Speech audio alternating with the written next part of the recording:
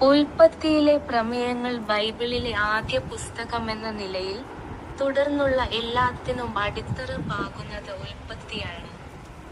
ഉൽപ്പത്തിയിൽ ഉടനീളം ദൈവത്തിന്റെ അത്ഭുതകരമായ ശക്തിയും വിശുദ്ധ ന്യായവിധിയും ആർദ്രമായ കാരുണ്യവുമുണ്ട്.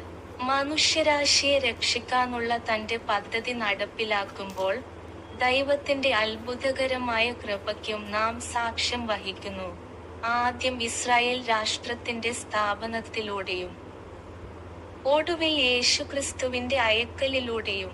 ചരിത്രത്തിന്റെ അടിസ്ഥാനമായ പ്രധാന നിമിഷങ്ങളാൽ ഉൽപ്പത്തി നിറഞ്ഞിരിക്കുന്നു. ഉൽപ്പത്തിയുടെ പ്രധാന പ്രമേയങ്ങൾ: വിഷയം, ആരംഭം, എഴുതിയ തീയതി BC 1445 മുതൽ 1405 വരെ, രചയിതാവ് മോശ, സംവിധാനം മിഡിൽ ഈസ്റ്റ്. ഉൽപ്പത്തിയുടെ എബ്രായ ആദിയിൽ. ഉൽപ്പത്തി അധ്യായങ്ങൾ 1 മുതൽ 2 വരെ. സൃഷ്ടി: ദൈവം ഭൂമിയെ ഒന്നുമില്ലായ്മയിൽ നിന്ന് സൃഷ്ടിക്കുന്നു. ആദ്യ പുരുഷനും സ്ത്രീയുമായ ആദാമിനും ഹവ്വായ്ക്കും ഒരു തികഞ്ഞ ഭവനം.